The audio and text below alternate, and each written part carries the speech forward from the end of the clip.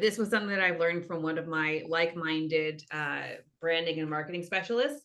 I'll start with a disclaimer. So this is being recorded, and I do often repurpose these workshops in marketing and education material. So it will be used in places beyond this 1 hour call. So if you're like a tech CEO having an affair at a Coldplay concert and you can't be caught on camera, feel free to be Uh, off camera. I won't be insulted. But Emery, you asked the right question. I do make these interactive. So if you are okay being shown on camera, I mean, you know my brand. I'm all about on-camera confidence, but just letting you know that this does appear in places beyond this workshop. So with that in mind, let's get started.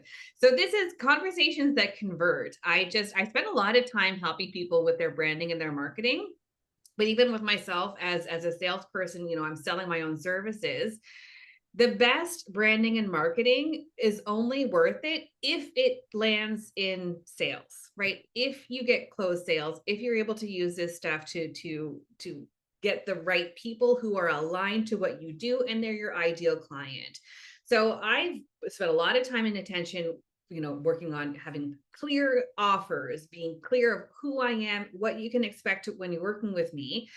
But I've learned that communication is so important in the sales call. That approach to connecting with others is as important in the sales conversation as it is in your branding and your marketing.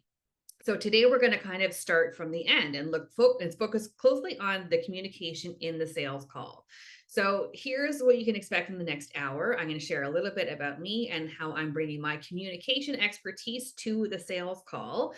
And then I'm going to share with you what I've learned is the secret to making a sale. Then we're going to get into some media tricks and techniques that I have adapted for the sales call. And you're going to learn and understand how that creates a high quality conversation that will lead to better conversion, not necessarily more conversion, but better conversion. So we'll talk about the script versus a roadmap, the key questions you should be asking in your sales calls, and then active listening, how to listen to what they're not saying. And then at the end of this hour, if what I've delivered is you're like, oh my goodness, this is exactly how I need to be selling moving forward, I'll share with you an exciting way that we can take this and I can support you to bring this into the next steps. So, about me, so I'm Tara McEwen, in case you're not aware, an award winning television producer and media mentor and founder of McEwen Media. Everything that I do is based on decades of experience in journalism. Journalism and sales have a lot in common in the sense that there's a lot of trepidation and nervousness about being interviewed by media.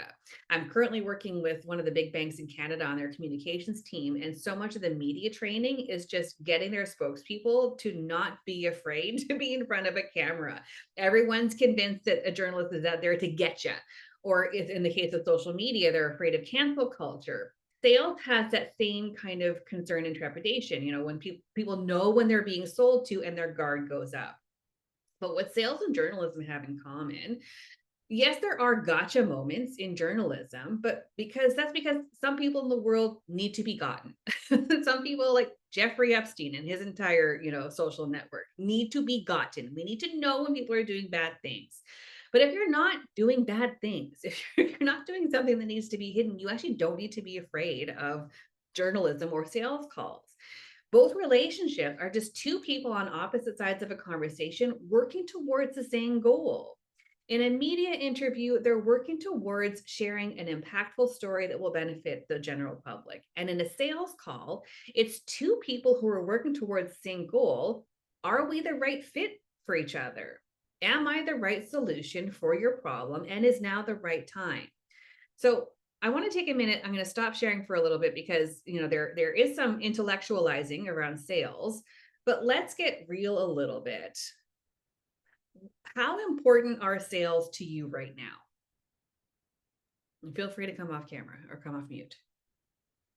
Sales are vital to my survival right now.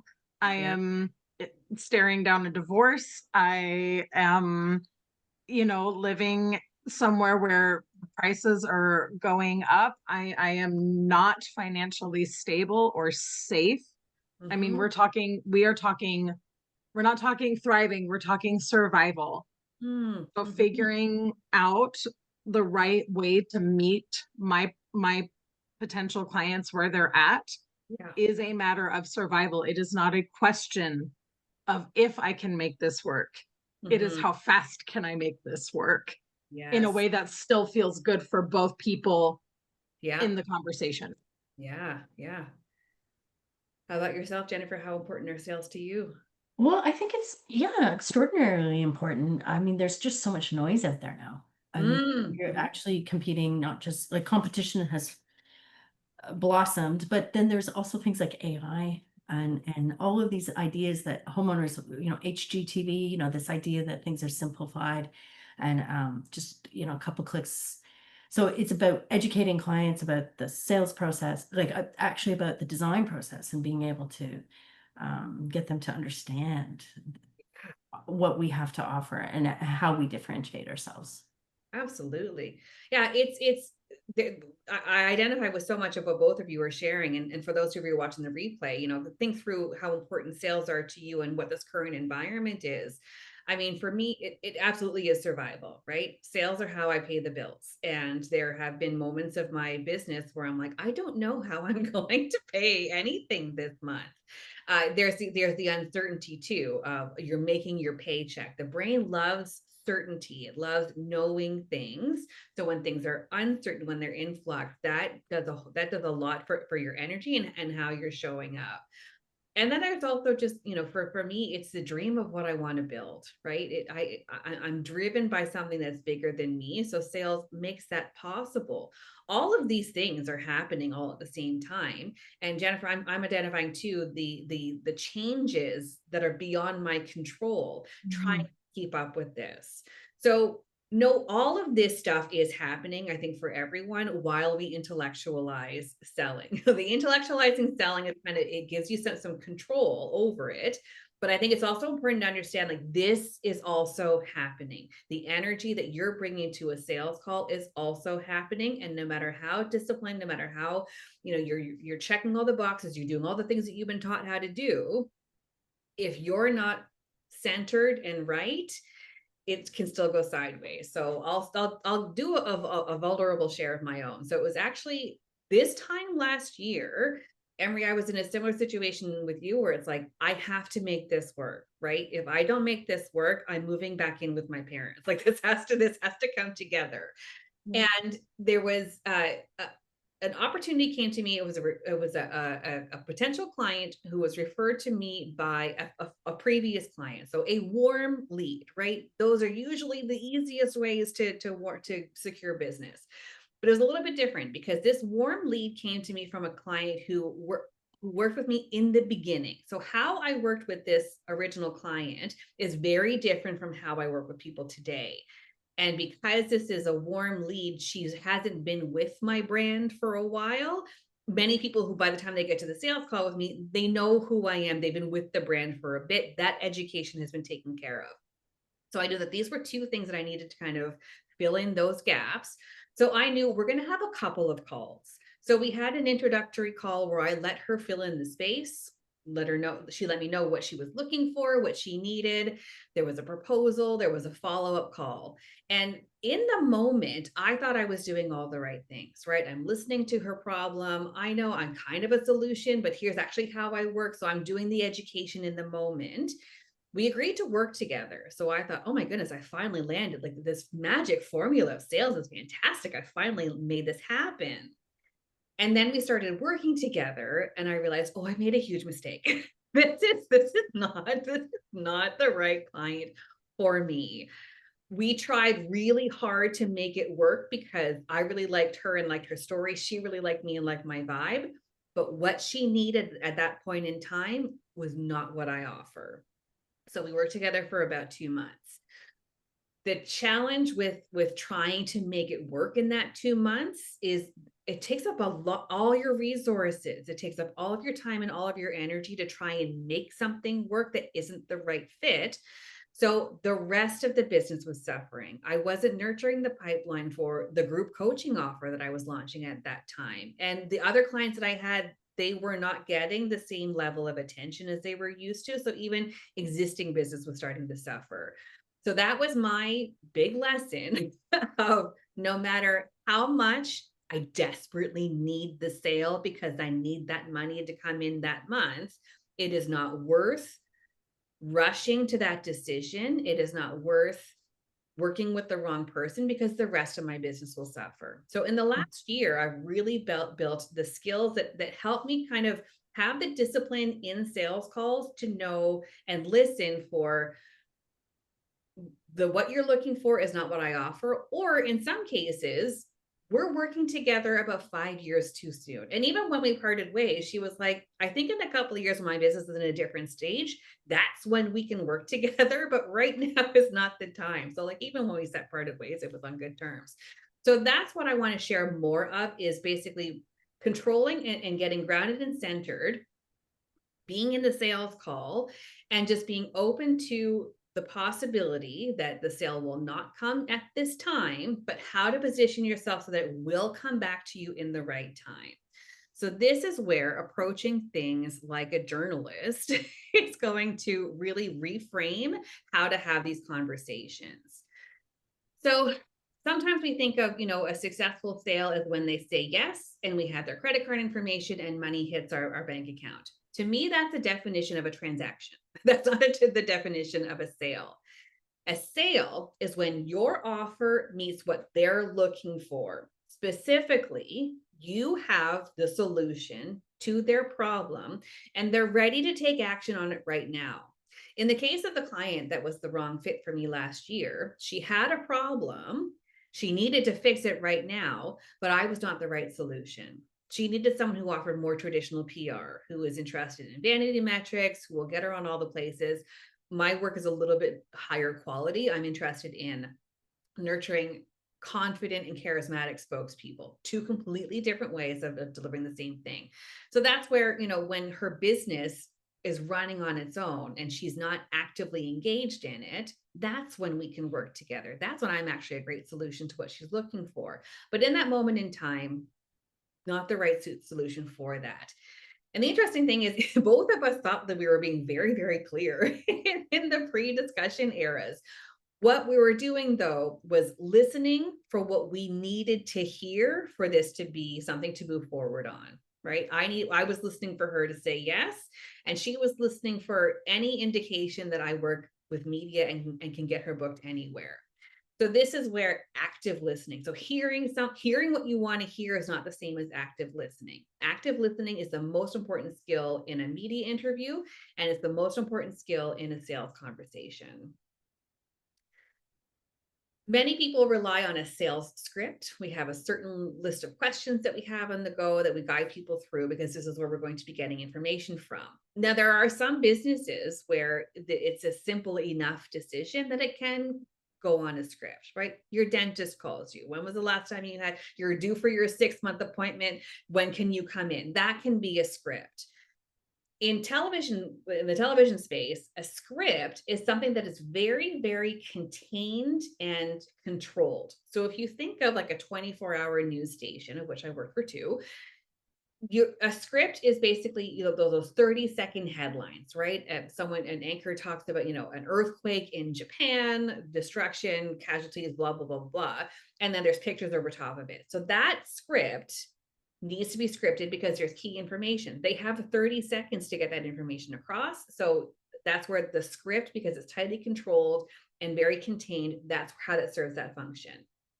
But when you have a reporter on the field, say we have, a live or an eyewitness on the scene in Japan describing the aftermath of the earthquake, a script is not going to get the information that you're looking for, right? You're looking for someone to deliver, this is the latest information. This is what it feels like to be on the scene. This is what I'm describing. This is the vibe.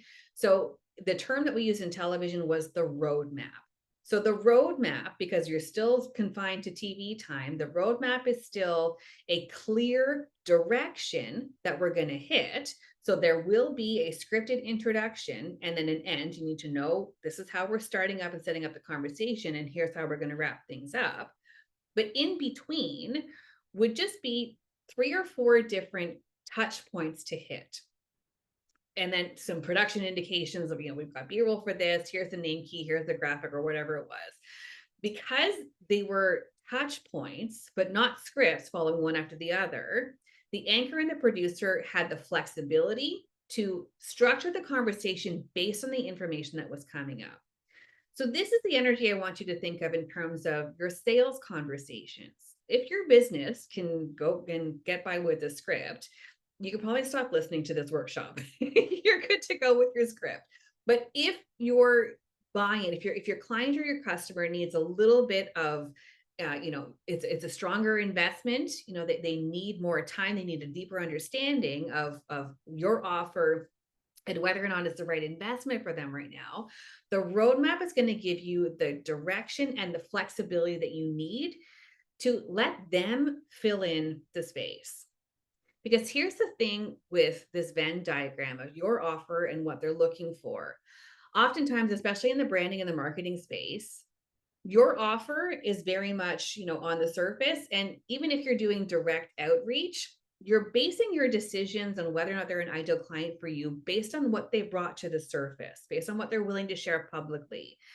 People and businesses, what they share publicly, they're like an iceberg. That's just a fraction of what's really happening below the surface.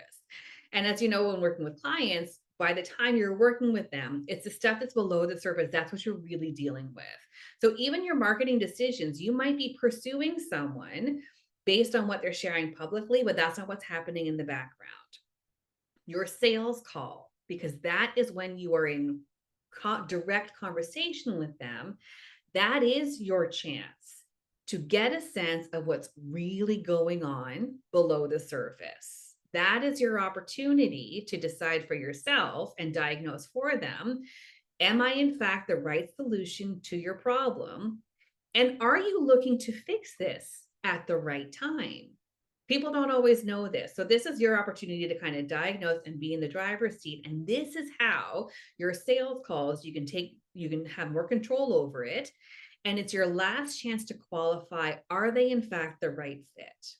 The right fit for you at the right time will make business easy every single time. You're always better off putting off a decision when it's right for them. I mean, Jennifer, you and I had that conversation before we started working together. We're like, spring was your busy time, so we put it off until summer. So this is, especially when money is a little bit tight, take care of that in the back end, right? This last couple of months, I've taken a full-time contract just so that I can be in the sales phase. My bills are covered and I can sell kind of in this spirit and let them kind of happen.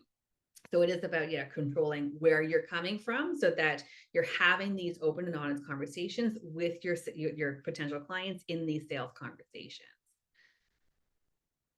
So here's the structure of the roadmap.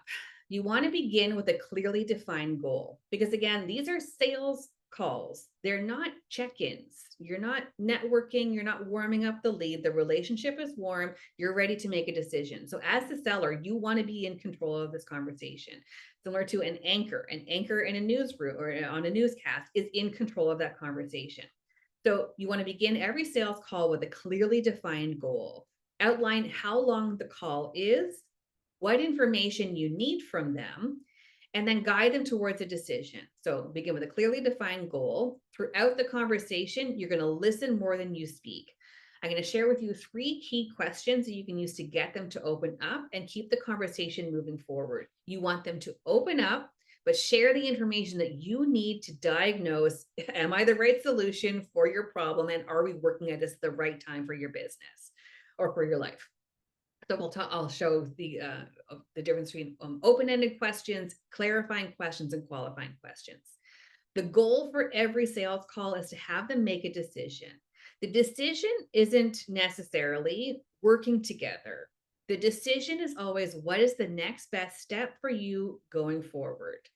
Is it, do we follow up in 6 months? Is it, do I recommend someone else to you? But you're guiding towards a decision so that you're not leaving anything open or uncertain. The clearly defined goal is going to make or break your conversation. So one of the mistakes that I made, of course, with the client from last year was the first call, I let her take control. She did a big old brain dump on the problem she was looking for. So then I was on the defensive, like, well, no, this is actually what I do, and this is what I'm here. So I was not in the power position. You are the seller. You want to take control of the call. So no small talk, right? The weather is going to weather. How was your weekend? This is not the situation for this. This is a business conversation. So no small talk, get straight to the point. Establish the time constraints. People have an innate sense of how long 20 minutes is. They have an innate sense of how long 30 minutes is. And then clearly outline, what do you need from them? And then the most important part about setting up your sales conversation is to give them an out. The thing about the sales call, similar to a media interview, if people come in defensive, you're going to have that same blocked off feel as the script, right? They're already kind of in the script that they're bringing to it is, I don't want this. They're looking for reasons to not take action on there. So if you give them an out, that is a psychological shift. They know that you're not trying to convince them this is the right deal. They now know this is a safe space to share. They can share openly and freely because we both have the same objective of finding the next best step for them at this point in time. So here is the example of the open script that I have for discovery calls. If you've had a discovery call with me, that sounds familiar, and I'll walk you through the logic and the science behind this. So I always start after every discovery call. Well, thank you. And there's a reason why I just call it a discovery call. So thank you for booking a discovery call. We have 30 minutes and I know your time is valuable. So here's what you can expect. Now I want you to share with me your immediate goal, what you want to achieve and what's getting in your way. And if it makes sense, I can show you what working together would look like. So you can see right there, those are the first 3 points, right? We have 30 minutes. This is the information that I need from you, this information and only this information. And our shared objective is to get to a decision. If it makes sense, I can show you what working together would look like. So that's the decision, as well as introducing the out. The thing with giving them an out, you don't want to create doubt that you are not a right fit for their problem. Chances are, if they've reached out to you, you are a good solution to their problem. You're figuring out, is this the right time to take action right now? So this is where I kind of qualify and reassert my authority in this position and in this space. So it's important for me that you share honestly and openly. We might discover that I'm not the right fit for you right now. Not that I'm not good at this, not that I can't get the results, but it's your position, your timeline. Are you ready to take action on this right now? I want to make the best recommendation. Again, this puts me in the position of authority. If we discover you need something different, and I know someone who can help, I will gladly connect you with them. So here I'm still maintaining the connection and the relationship with their problem, and I'm already starting to diagnose it right away. So in terms of the people that I have in my network, there are many people I work with who deal with branding, who deal with sales, specifically building sales funnels, all the stuff kind of around branding and marketing that they might need to have in place before they're ready to work with me on their brand and on building their on-camera personality.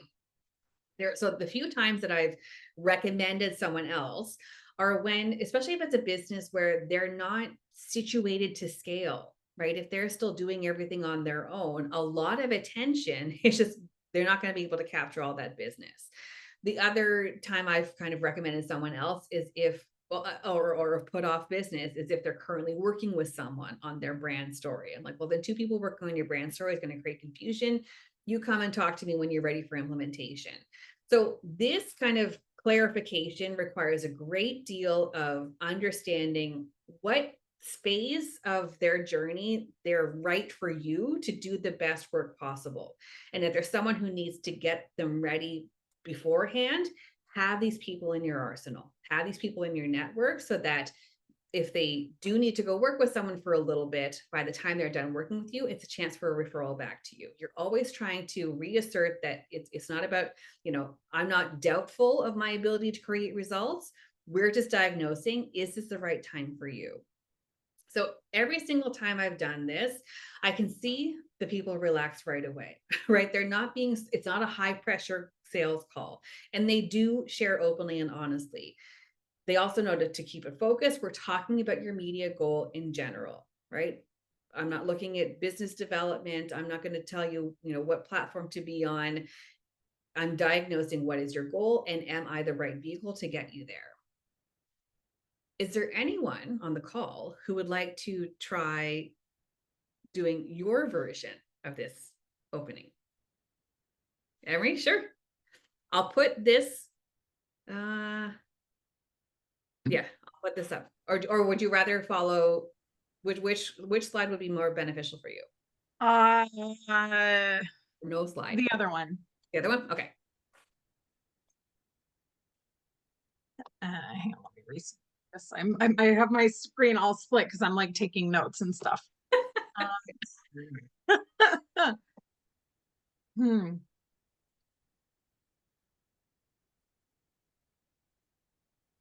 Processing. So are we gonna role play and you're gonna be like a client? Is that what you're wanting to do? Yeah. Okay. All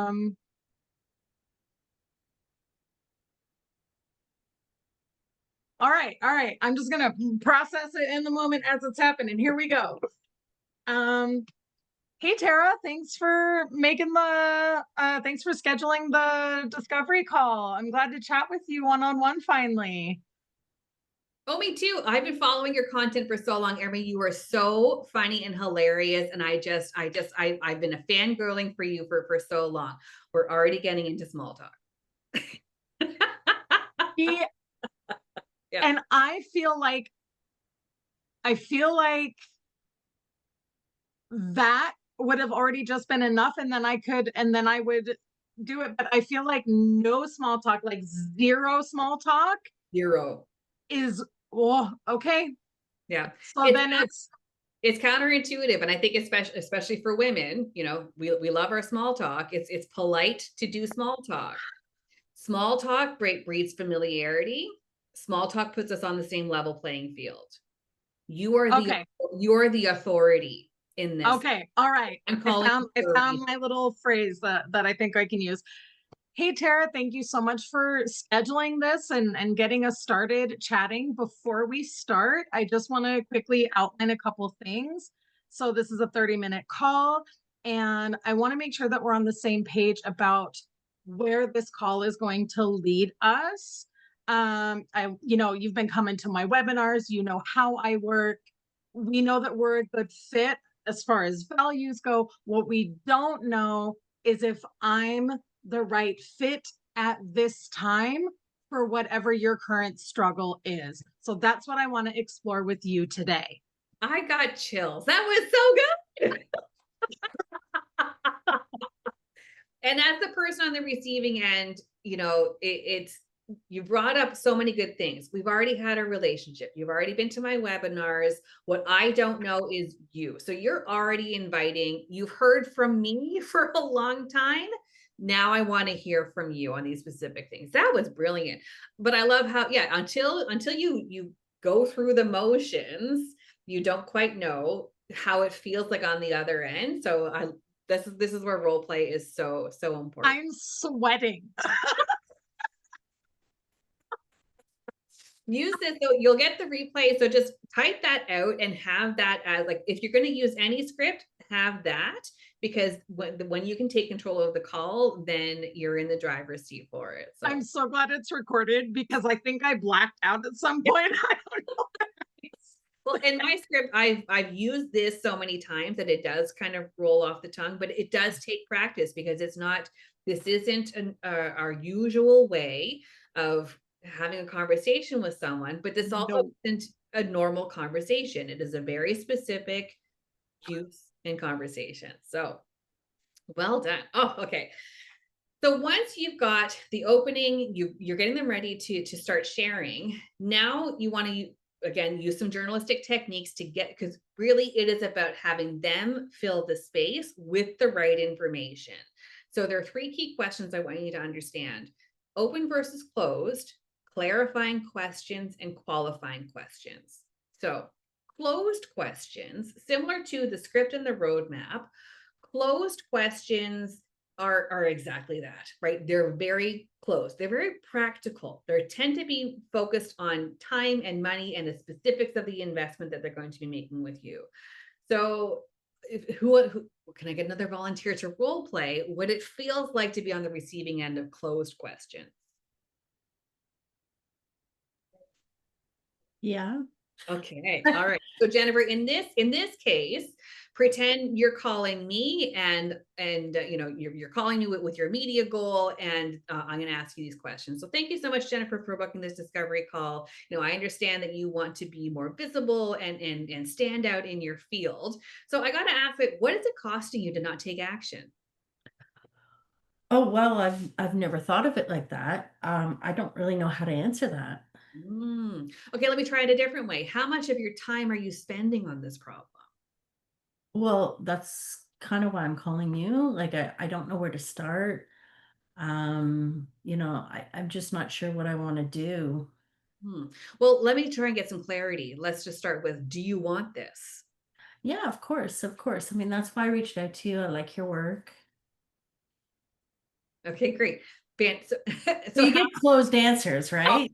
all Essentially dead ends. yeah, like, shutting down. yeah, closed questions lead to closed answers. So Yes. how did it feel to be on the receiving end? Well, it's actually, I've met with somebody recently who came at me like that. Like, what is it costing you not to do all these Google ads and this and that? And Yeah. like, oh my God, I'm just shutting, like I feel like I'm shrinking because I don't have the answers. And it just felt so aggressive.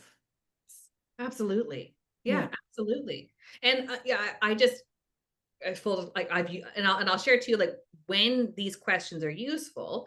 So let's go through because you do want this information. You do want people to start thinking through the investment. But here is seeking the same information, but phrased a different way. So, Jennifer, if you're okay, still role playing. Mhm. So, Jennifer, thank you so much for booking this call. I understand you want to be more visible and you want to stand out in your field. Tell me a little bit more. How would your business change if you were to solve this problem? Well, I think I could essentially scale the business and hire more employees to, to free me up to do more of the things that I need to do to run the business and grow the business. Oh yeah, scaling is everyone. It's such a wonderful lure. Can I ask, what would it mean to you to reach this goal? Well, I mean, it's a financial goal, but also a personal goal because with that, it would create some freedom to spend more time with my family. Mm. Can I ask you, because this is about market share. So when you think of your competition, how are they meeting this challenge? I'm not sure they are meeting it successfully. I think that they're undercutting themselves and, you know, uh, losing profit share. What interesting insight. Like the difference is like night and day. Yeah. So first, how did it feel to receive those questions? Well, I felt like you wanted to know. Like you wanted a conversation versus a sales pitch, Mm-hmm. Mm-hmm. you know? Exactly. And for me, you shared so much more valuable information for me to understand where you are Mhm. and it, like the details of you as an individual and what it would be like to work together. You gave a lot more valuable information that I need to kind of diagnose the situation. Yeah, exactly. Can I make a quick observation? I also noticed how much more of an authority you seem to be on your area when you're asking these questions that, while open, are very pointed. Yeah. If I ask a parent, why do you want to work with me, as opposed to what do you want to change about the relationship you have with your child, like they're going to feel a different level of seen. Yeah, absolutely. 100%. Yeah, and I think too, if we're all nailing the difference between these two lines of questions. The closed, it's the clear that sales is the goal, right? My interests are front and center in the closed conversations. I want you to think of, the value that you're getting. I want you to think of the value that I'm offering. This is the return on investment. It's very, very transactional. Open is, it's conversational, right? And you also nailed it too, Emery. The open questions, I know the transformation that I can give people. I need you to feel that transformation as a prospective client and connect emotionally to that. When you get someone in the imagination space, they share more freely. That's also the space that they know. Jennifer, like, you don't know what it's costing you to not take action. You don't have those calculations Mhm. ready at the go because you're not thinking about it in that way. We're talking about it's a transformation on a transaction. So but the transformation, you know what you want to achieve. You know what that desire feels like and what possibilities that can open up for you. So the more you get people connected to what they do know and value, the more information they're going to share and the easier it is for you to diagnose. So the thing with these questions, however, there is a space in the sales call and the decision making where these questions are useful. It's a little bit controversial on when to use them. And I think that's why when people use them at the wrong time, that's where we get defensive. But when someone has made the decision, the money is there, they can make time for your work. There is a space in between making that decision and taking action where fear and doubt takes over. So there are some people, they'll start talking themselves out, they'll start second guessing. This is where these questions actually work as coaching. So if you are in a transformational space, if this is the type of work that you're doing, once they've made the decision, they are comfortable with the investment, but they need a bit of coaching and hand-holding. To me, the coaching begins with that decision. They've made the decision, the money is there, the time is there. That is when we start working. So these questions in terms of what is it costing you, how much of your time, so that kind of high pressure works because we're actually coaching. I'm not selling in that using these questions, we're coaching. And the transaction is just, it's happening later. So it's about knowing when to ramp up the pressure if they need it, if that is part of the process. But this is terrible when they're making the decision. As people are sharing, so you've got your open questions, they're starting to imagine, they're starting to really connect with what the outcome of the transformation is. As they're talking and filling up space, you can reinforce and reaffirm that you're listening by asking clarifying questions. So every time they kind of do, a bit of a brain dump, excuse me, and then we completed a thought, pepper in clarifying questions.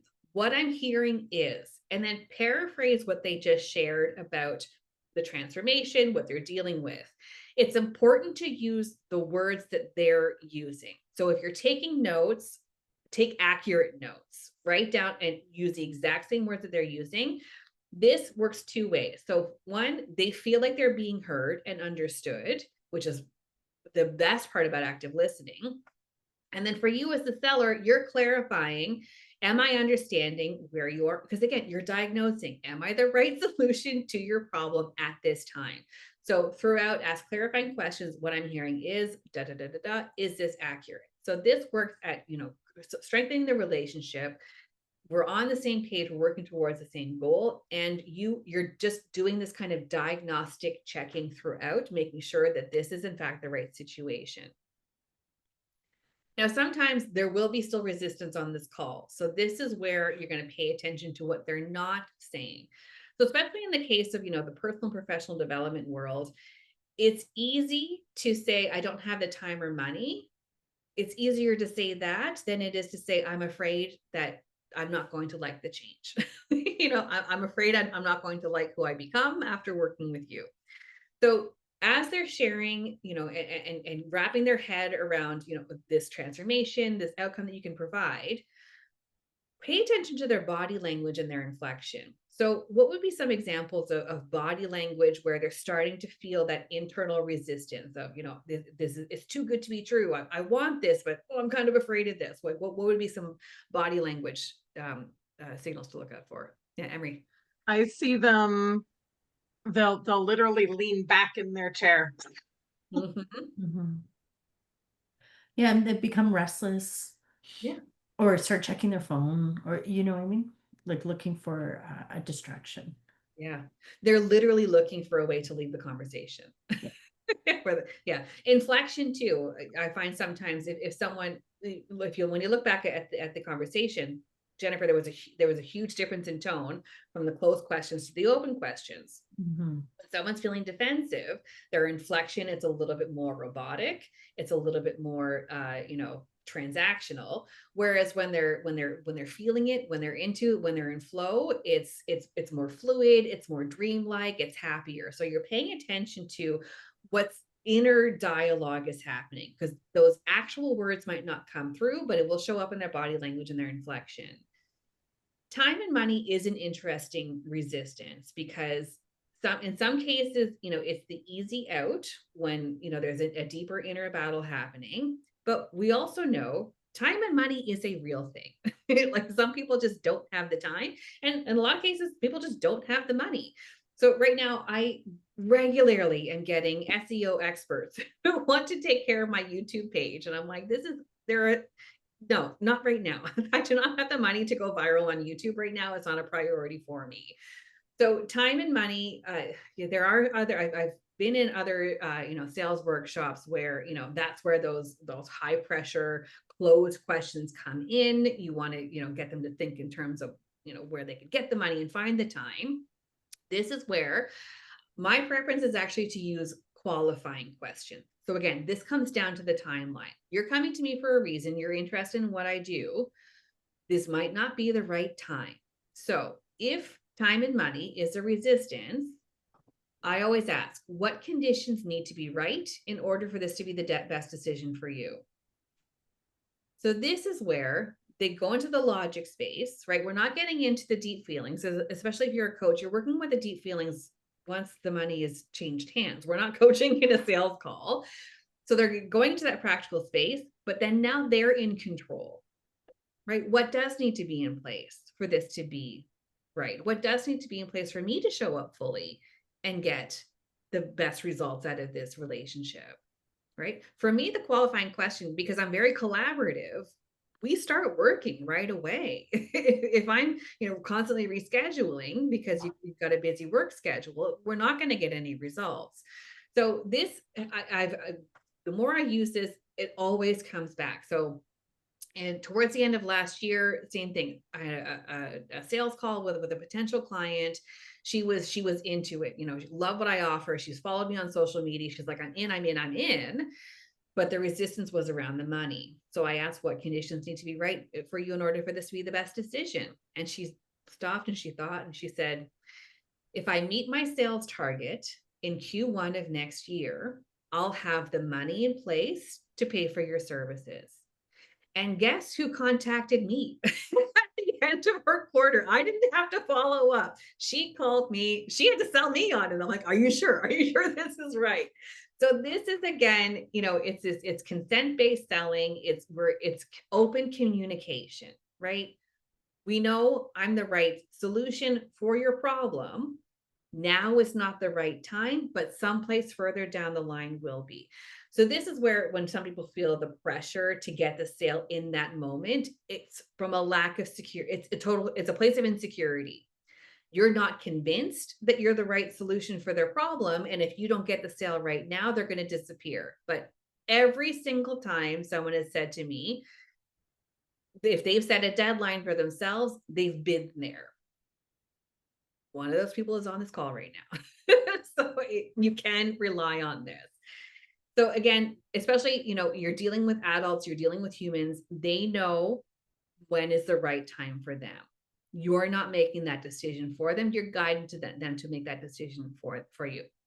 So I got to say, it's been so easy for me to sell this way because I don't feel the need to be high pressure. We're just guiding to this conversation. We're getting to a decision, and whenever is the right time for you is the right time for you. So are there any questions? That Claire, the qualifying question is going to be my biggest game changer. Yes.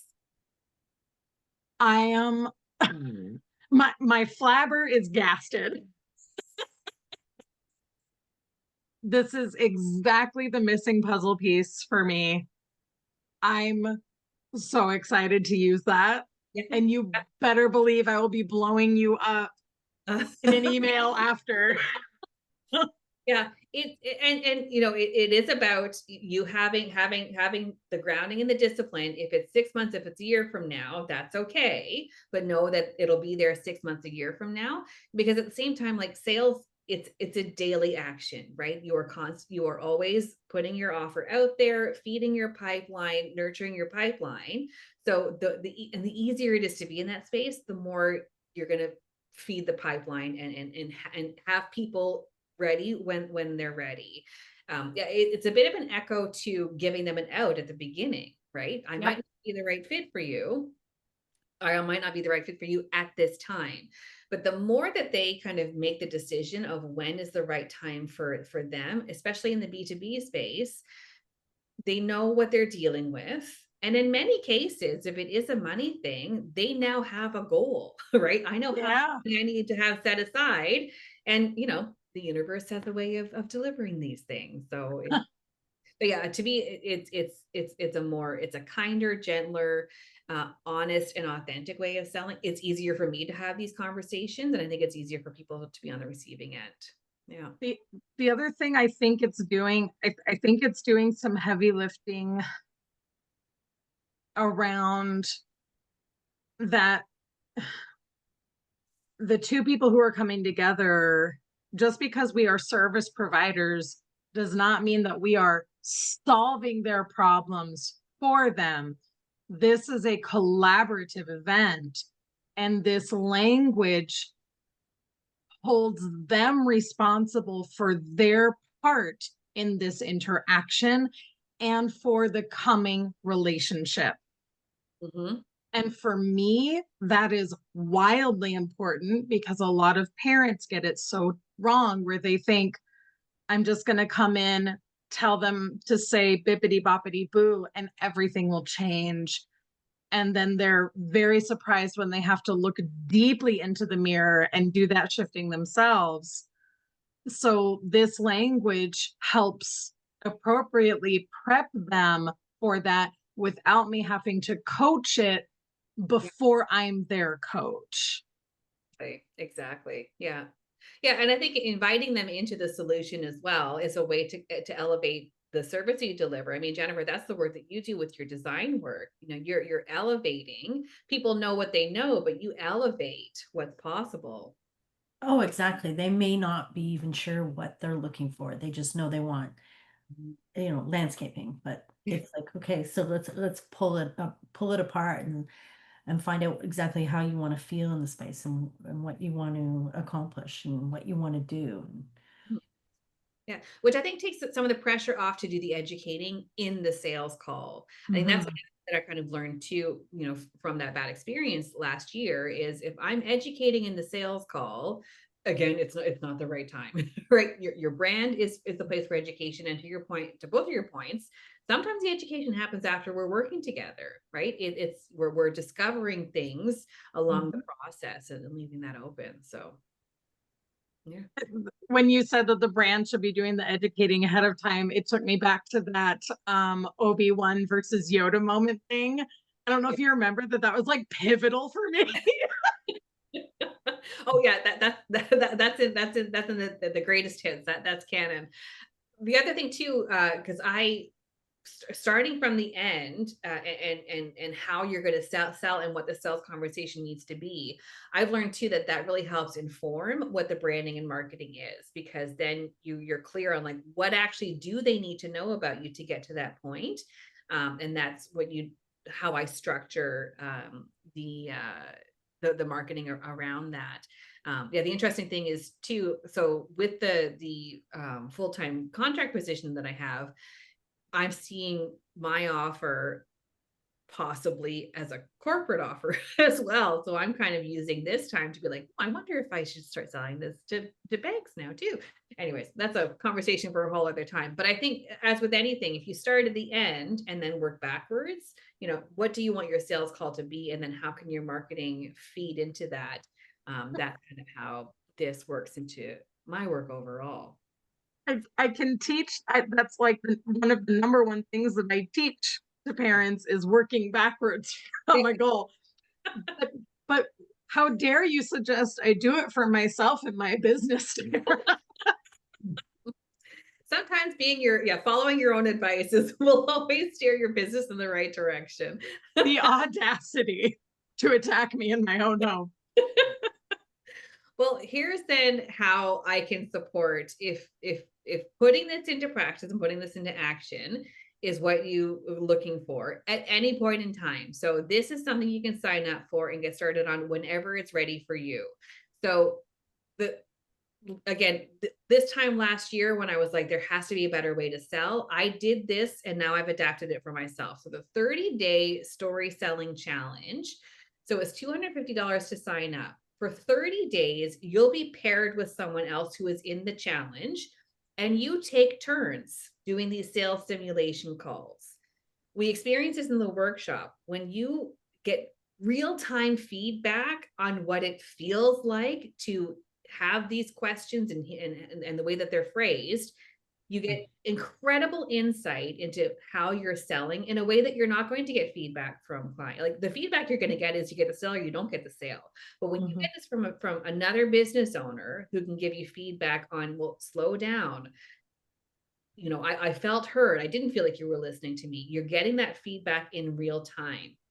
The other benefit to this, because it's 30 days, it's the practice, right? Emily, you kind of, struggled a little bit with adapting the sales script. So this is a new way of selling. You're now practicing in a safe space before you're road testing it when the stakes are really, really high. In addition, I'm offering 2 live coaching sessions. So whatever comes up, whatever resistance, if you're unsure, if you want to, workshop things, or if, again, new insight into your offer and your sales and marketing comes up, you have access to 2 live coaching sessions, which I hold on Sundays. So this, again, you can sign up anytime. I'm starting it in August, but it's available as a rolling offer. Just whenever you want to get started on practicing your sales pitch. Practice makes perfect, and then everything falls into place afterwards. What a great offer. Thank you so much. So I'll be sharing this information, of course, in subsequent messaging and marketing. But thank you so much for thank you for not being tech CEOs having an affair at a Coldplay concert, and for showing up on camera and participating. I hope you took away some valuable insight and information. It was great. Thank you. Absolutely. Thank you so much. All right, we'll talk soon. Take care. All right. Bye.